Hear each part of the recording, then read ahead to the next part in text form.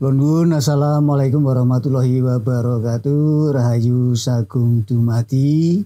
Apa kabar sanak sedulur semuanya? Semoga semua dalam keadaan sehat, selamat, bahagia, sejahtera senantiasa. Kita jumpa lagi dalam Nembang Ngobrol Ngaji Jowo. Setelah kemarin kita tuntaskan Serat Kolotido, kini kita masih tetap dalam satu karya dari Raden Ngabehi Ronggowarsito, yakni kita ambil yang berjudul Serat Joko Lodang. Nah, yang menarik dari Serat Joko Lodang ini ada bait prolog, ya, ada bait prolog yang mana tidak berbentuk tembang melainkan berbentuk geguritan. Masih puisi tetapi tidak masuk dalam salah satu metrum tembang mocopat apapun. Ini benar-benar struktur yang lepas atau bentuk yang lepas yang kemudian kalau era di zaman Jawa baru ini disebut sebagai geguritan. Nah, sebelum kita masuk ke sana, saya perlu sampaikan di dalam membahas prolog ini memang ini merupakan sesuatu materi yang agak sensitif ya. Jadi materi pembahasan kali ini memang boleh dikata agak sensitif mengingat ini terkait erat dengan kematian Raden Ngabehi Ronggowarsito, di mana di awal dekade 80-an perihal kematian pujangga ternama dari Solo Keraton Surakarta tersebut sempat memicu polemik, di mana dua orang penulis yakni Suripan Sadiutomo dan Anjarani melontarkan sebuah dugaan bahwa pujangga ternama tersebut mati karena dibunuh. Ronggowarsito yang meramal hari kematiannya sendiri secara tepat dan detail justru menjadi dalih atas dugaan tersebut. Walaupun pihak Keraton Surakarta sudah menampik dugaan itu dengan dalih mengatakan bahwa sang pujangga memang memiliki keunggulan dalam hal ramal-meramal, bahkan beliau terkenal sebagai peramal ulung, maka tidak aneh kalau mampu meramal hari kematiannya sendiri. Nah, sehubungan dengan hal tersebut, pembahasan kali ini jauh dari niatan masuk ke ranah duga-menduga dalam terminologi justifikasi, ya, menuduh atau menghakimi, namun benar-benar hanya berorientasi kajian sastra, yakni analisis interpretatif, yang mana kita melakukan analisis interpretasi terhadap sebuah karya sastra. Kalaupun bersinggungan dengan wilayah yang sensitif sebagaimana disinggung di depan, adalah konsekuensi yang sulit dihindari. Namun, sekali lagi sama sekali tidak bertujuan untuk mengalir di air keruh. Nah, istilahnya untuk membedah sesuatu yang masa lalu dianggap sebagai sesuatu yang sensitif, aib dan sebagainya, tidak. Ini sebatas memperkaya khazanah informasi atau pengetahuan sastra saja. Di samping itu memang saya sendiri penasaran dan sudah lama melihat satu bait prolog dari dari Joko Lodang ini memang sama sekali belum tersentuh tafsir, belum tersentuh terjemahan. Dan secara kebetulan saya sudah mendapatkan dan rasanya kok sayang kalau tidak disampaikan. Nah, materi yang dibilang sensitif tersebut sekali lagi terletak di bait pembukaan atau prolog yang metrumnya bukan tembang namun berbentuk geguritan. Nah, sebelum membahasnya saya memandang perlu terlebih dahulu menyampaikan sekelumit perjalanan politik yang dialami oleh sang pujangga yang akan menjadi landasan pikir dari tafsir yang akan kita lakukan nanti. Pertama, sejarah mencatat bahwa antara Raden Ngabehi Ronggowarsito dan Pakubuwono IX hubungannya relatif buruk. Semacam ada dendam dari Pakubuwono IX yang menganggap ayah Raden Ngabehi Ronggowarsito yakni Mas Pajang Sworo yang pada masa sebelumnya merupakan juru tulis dari keraton dianggap telah berkhianat yang mengakibatkan Pakubuwono VI yang tiada lain adalah ayah dari Pakubuwono IX diasingkan ke Ambon hingga wafatnya. Ini terkait dengan sejarah perlawanan Pangeran Diponegoro, di mana Pakubuwono VI membantu perjuangan Pangeran Diponegoro di dalam melakukan perlawanan terhadap Belanda. Nah, Mas Pajang Swara ini tergolong juru tulis keraton yang sangat akrab, sangat dekat dengan Pakubuwono VI dan membantu pergerakan-pergerakan beliau.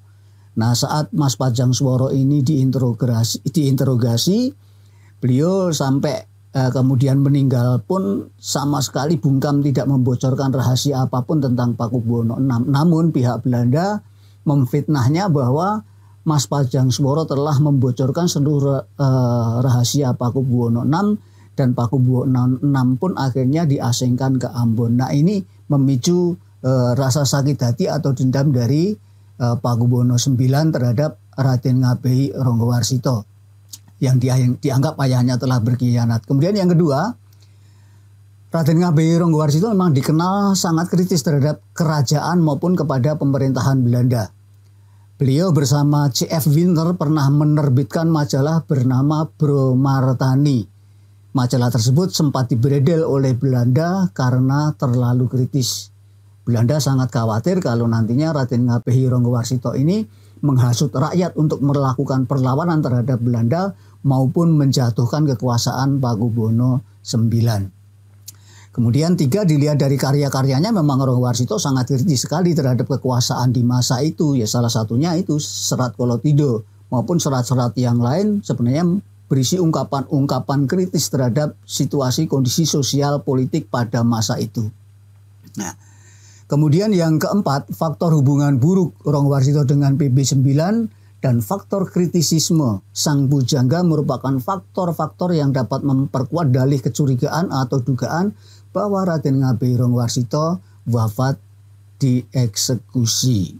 Nah, itu termasuk yang dipakai oleh Suripan Sadiutomo maupun Anjarani di dalam menduga bahwa Ronggowarsito itu meninggal karena dibunuh karena itu faktor-faktor tersebut. Nah, kemudian pertanyaannya apa kaitannya dengan bait geguritan Joko Lodang ini? Lah, nanti Anda akan menemukan benang merahnya.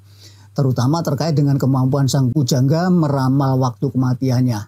Yang mana ramalannya bukan hanya memuat keterangan hari dan tanggal, namun juga jamnya secara tepat, yakni waktu zuhur. Nah, bagi dunia ramal-meramal dapat dibilang ini terlampau detail bagi sebuah ramalan. Maka patut diduga ini bukan ramalan, justru ini merupakan sebuah informasi ya dari Raden Ngabei Ronggowarsito bahwa dia mendapatkan data akan waktu kematiannya. Bagaimana itu bisa disebut sebagai informasi dan sumbernya dari mana? Jawabnya ya ada di sini, di prolog Serat Joko Lodang yang bunyinya sebagai berikut ya.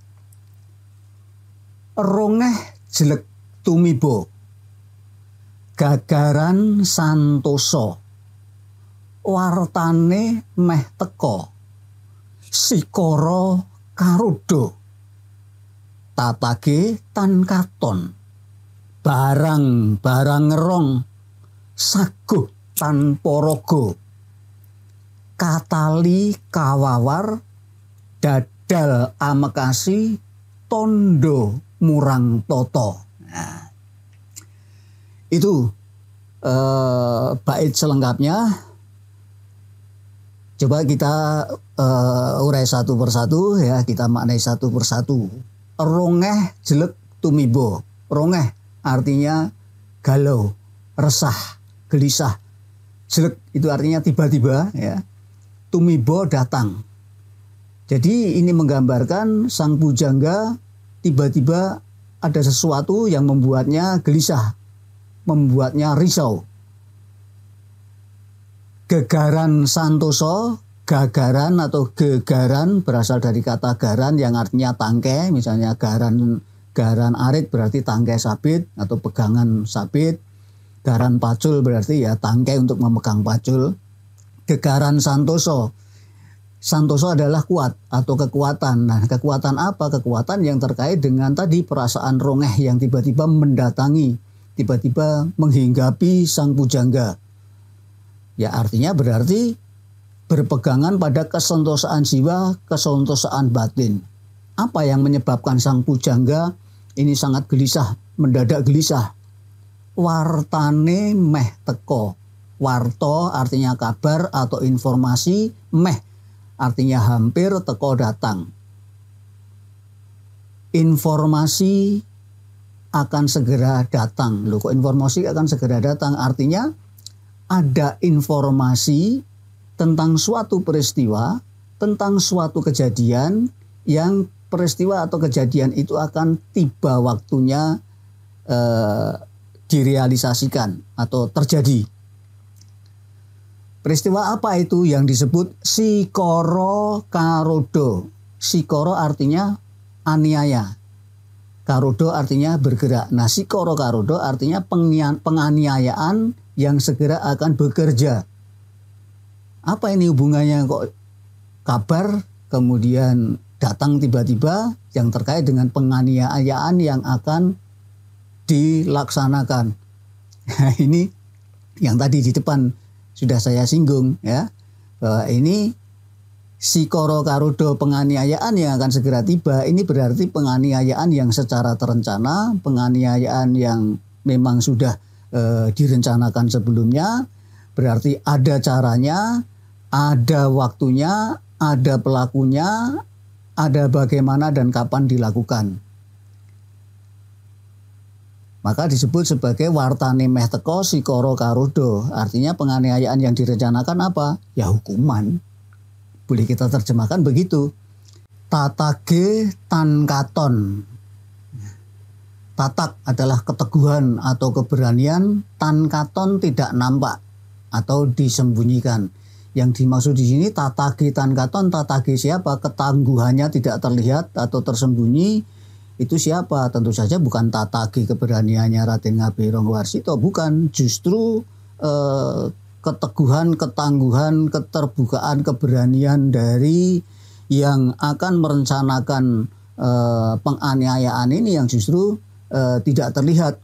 Mengapa tidak terlihat? Karena diduga akan dilakukan secara sembunyi-sembunyi atau dikerjakan secara rahasia. Nah, maka dari itu kemudian barang-barang ngerong. Kalau kali ini barang-barang, barang artinya benda, ngerong artinya bersembunyi ke lubang ya. Nah, benda-benda yang di sini yang dimaksud apa? Benda-benda milik Raden Ngabei Ranggawarsita. Nah, bagi Raden Ngabei Ranggawarsita, benda yang paling berharga tiada lain adalah karya-karyanya. Maka di sini sebelum kabar yang akan datang itu terjadi, karya-karya Raden Ngabei Ranggawarsita disembunyikan terlebih dahulu. Karena nanti khawatir akan kemudian karya-karya itu akan dimusnahkan. Lah nanti kupasan lebih lengkap, lebih bebasnya supaya agak runut nanti kita kupas di belakang nanti. Ini yang penting kata-katanya dulu kita bahas. Saguh tanpa rogo. Saguh artinya sanggup, tanpa rogo tubuh, badan atau jasad. Di sini dari kabar itu Raden Ngabei Ranggawarsita sudah siap menyiapkan diri, siap untuk tanpa badan, tanpa tubuh, tanpa jasad. Apa artinya? Ya mati. Berarti siap mati. Nah, kemudian katali kawawar. Katali kawawar. Katali akhirnya diikat dengan tali, kawawar ya sama diikat dengan tali. Ini kalau istilah bahasa Jawa masuk dalam ragam tembung sarujo. Dua kata yang artinya sama tapi dijadikan satu, seperti tumpuk undung, tumpang tindih dan lain sebagainya. Katali kawawar berarti ini diikat dengan tali. Dadal amekasi, dadal artinya jebol atau putus, amekasi artinya mengakhiri. Nah, dengan diikat dengan tali maka kemudian menjadi putus dan berakhirlah sudah. Nah, apa itu berarti? Yang berakhir ya ketika tanpa badan, berarti yang berakhir ya nyawanya. Nah, kemudian tondo murang toto. Tondo artinya tanda, tengara, murang artinya melawan, toto di sini yang dimaksudnya adalah aturan atau norma. Nah, ini yang kemudian oleh dulu para penulis itu disebut sebagai mati dibunuh atau dieksekusi. Ini salah satu yang menguatkan bahwa eksekusi itu sebagai tanda vonis hukuman bagi sang pujangga yang dianggap melawan hukum negara atau melawan kekuasaan Tondo Murang Toto. Nah ini coba kita kupas lebih bebas lagi ya, bahwa sang pujangga ini seketika risau, galau karena mendapatkan kabar bahwa ada informasi bahwa eksekusi atau hukuman yang ditimpakan kepada beliau itu akan segera dijalankan atau dilaksanakan. Sekali lagi jangan lupa yang saya sampaikan di depan, bahwa terjadi konflik, terjadi intrik di dalam kerajaan, hubungannya dengan hubungan Raden Ngabei Ronggowarsito dengan Pakubuwono IX, juga kemudian kecurigaan dari Belanda bahwa Raden Ngabei Ronggowarsito akan melakukan penghasutan terhadap rakyat, terhadap masyarakat supaya melawan Belanda dan seterusnya. Akhirnya ini sampai pada kesimpulan bahwa Raden Ngabei Ronggowarsito ini termasuk tokoh yang di blacklist, katakanlah begitu, yang kemudian memang ditarget, kalau zaman politik sekarang ditarget untuk dihilangkan. Nah, maka kemudian di sini bahwa kabar eksekusi itu si Koro Karodo tadi akan dilakukan secara diam-diam, karena ini merupakan sebuah vonis yang ditetapkan secara politik, tidak melalui proses hukum yang terbuka. Maka eksekusinya dijalankan secara rahasia. Maka dari itu Raden Ngabei Ronggowarsito juga siap-siap untuk menghadapi hal tersebut. Salah satu bentuk kesiapannya apa? Yakni semua karya-karyanya itu kemudian disembunyikan, konon begitu, disembunyikan, dititipkan kepada seseorang, karena jelas ketika karya-karya itu tidak disembunyikan, kalau sampai kemudian ditemukan atau didapatkan oleh pihak Belanda maupun pihak kerajaan, bisa-bisa karya-karya yang sangat kritis termasuk Holotido dan lain sebagainya bisa-bisa memang kemudian dihancurkan, ya.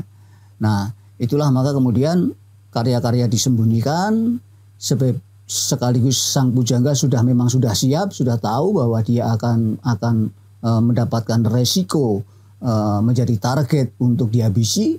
Maka kemudian sang pujangga menyatakan saguh tanpa rogo, saya siap untuk kemudian kehilangan jasad. Nah, kemudian ada kata katali dan kawawar. Ini berarti ada metode cara di dalam hal eksekusi itu, berarti menggunakan tali. Namun kemudian kita tidak tahu persis apakah itu dengan cara digantung atau dan sebagainya, tidak ada. Itu kita tidak bisa memperoleh kejelasan, hanya kita mendapatkan sinyal bahwa eksekusi itu menggunakan tali, itu saja. Ya, seperti apa eksekusinya kita tidak tahu.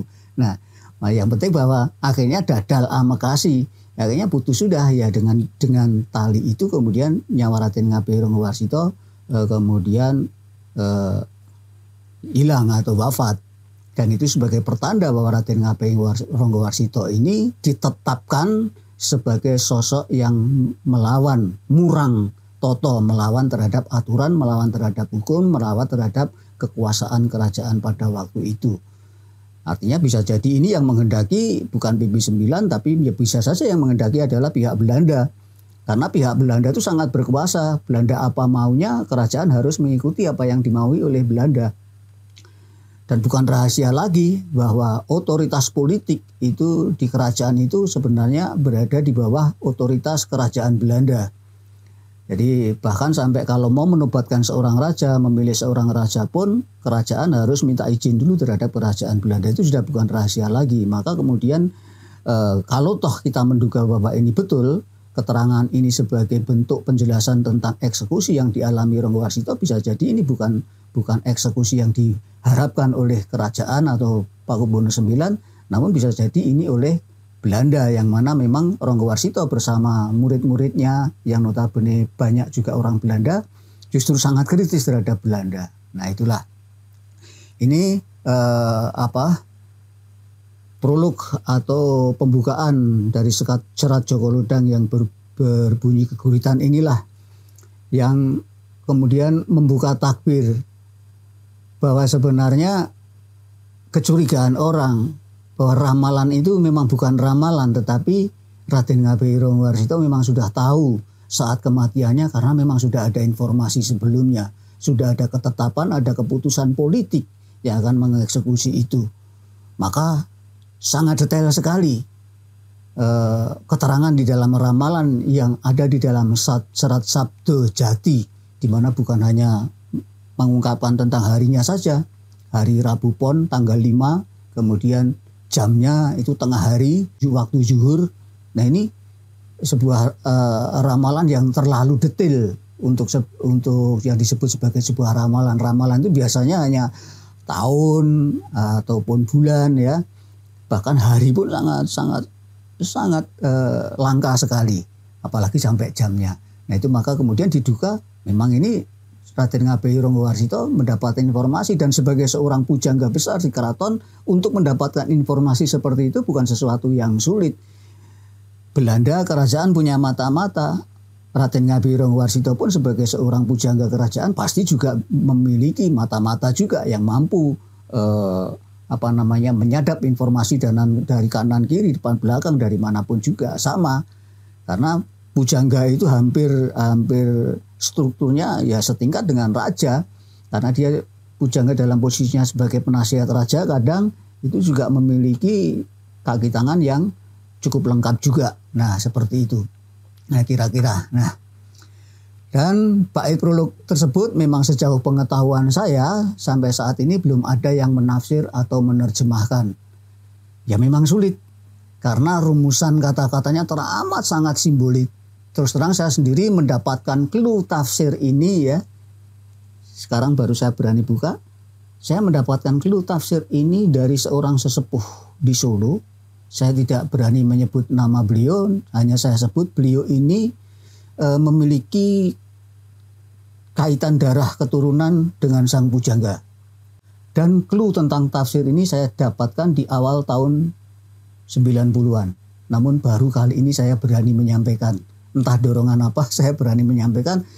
Yang pasti saya atas dorongan penasaran, karena selama ini tidak ada yang mengupas, apakah karena memang tidak tahu, apakah karena memang tidak berani. Tapi sekali lagi bahwa kupasan ini lebih berupa kajian sastra, analisis interpretatif. Sekali lagi tanpa ada tendensi apapun, tanpa ada tendensi politis atau bahkan menilai kejadian itu sebuah kejadian peristiwa buruk atau baik, benar atau salah, jauh dari itu. Mengingat juga kejadian yang sebenarnya juga walau alam bisawab ya. Jadi kita tidak tahu, maka saya hanya melakukan tafsir terhadap geguritan yang menjadi prolog dari serat Joko Lodang itu, yang ternyata luar biasa. Saya menjadi kaget ketika saya mendapatkan clue dari sesepuh tersebut bahwa sebenarnya Raden Ngabei Ronggowarsito tidak meramal, tetapi memang sudah mendapatkan informasi sebelumnya tentang kepastian kapan dia akan mati, kapan beliau akan meninggal, karena memang ada perencanaan eksekusi yang digambarkan di dalam prolog serat Joko Lodang tersebut. Nah, sekali lagi saya tekankan ya, ini semata-mata analisis interpretatif atau tafsir sastra, tidak ada tendensi atau maksud kepentingan tertentu. Kalaupun toh ada yang berpandangan bahwa tafsir saya salah atau keliru, silahkan diajukan sanggahan dengan tafsir yang lain. Poin saya hanya ingin menyampaikan informasi bahwa pergerakan pikiran kritis bukanlah barang baru bagi kultur Jawa. Saya kadang sakit hati juga karena Jawa itu cuma di stigma sebagai kandang feodalisme. Enggak, Jawa itu lengkap ya. Ya memang tidak menampik ada feodalisme di budaya Jawa, tetapi jangan lupa Jawa juga punya tradisi intelektual yang lengkap juga, lengkap dengan kritisisme. Maka itu apa yang saya sampaikan ini kita ambil hikmahnya saja, jangan kita ambil kasusnya, tapi kita ambil hikmahnya. Tujuannya untuk menepis stigma bahwa Jawa itu gudangnya feodalisme, miskin kritisisme. Stigma yang sangat merugikan karena merendahkan martabat wong Jawa, kemampuan wong Jawa. Bangsa Jawa juga punya tradisi intelektual, tradisi pikiran kritis. Pujangga Ronggowarsito merupakan salah satu contoh bukti. Banyak pujangga lain yang karya-karyanya bermuatan pikiran kritis.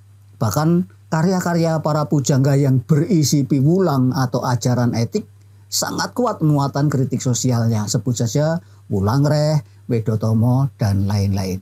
Baiklah. Jadi Seraja Kolodang ini tersusun atas 1 bait geguritan dan 3 pupuh atau 3 jenis meter mocopat, yakni gambuh, sinom, dan megatruh.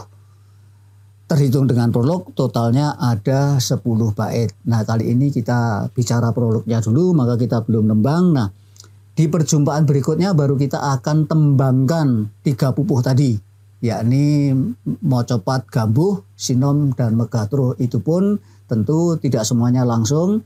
Nanti kita ambil gambuhnya dulu, baru kemudian kita lanjutkan episode berikutnya sinom, dan episode berikutnya megatruh. Demikian, semoga bermanfaat. Sampai jumpa di episode berikutnya.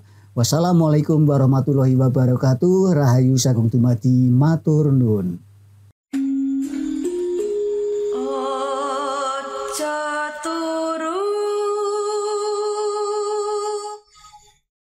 So